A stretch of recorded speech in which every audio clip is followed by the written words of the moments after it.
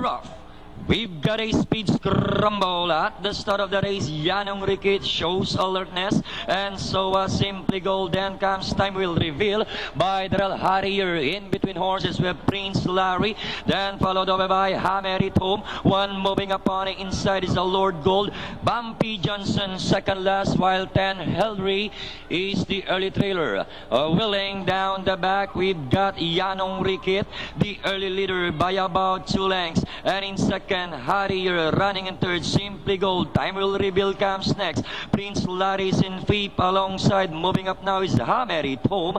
Lord Gold now starting to stretch out well to Tell Henry second last, while Bumpy Johnson now in behind them. Last 600 meters, Yanong Rikit followed closely now by Harrier. Simply Gold still in third, and in fourth time will reveal Lord Gold now in fifth alongside Hammer It Home. Then moving up on the outside, Tell Henry, Prince Larry, and Bumpy Johnson. Yanong Rikit just in front, then rushing up now and throwing a challenge is Harrier.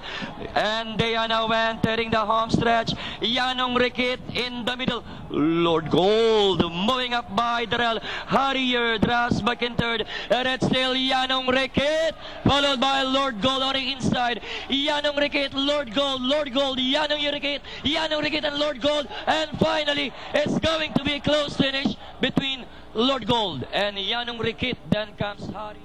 Sino yung quinto? Bumpy Johnson? Malalaman natin sa Parang slow mo Bumpy yan. Johnson yata eh. 50,183 na iwan dyan sa pick 6. Kung 4. Kung 1, 3,815 na lang. Ayan na. Alright, ito ang ginawang tempo. Tapos magsuslow mo na tayo. 16, 24, 25, 29, 1 minute 34. Sarado sa 14.50. Ito na po. Ibang... Ayan. Diyan, parang lamang na yung 4 eh. Parang nababalikan pa nga siya ng uno sa labas. Op, ito na meta. Alright, may mga nagdesisyon na. Ako eh, medyo may isusulat na rin. Teka, sandali. Tignan ko lang yung sino yung quinto. 2. Ang pangatlo. 7. 7. Parang 8 yata ito. Montres. Prince Larry.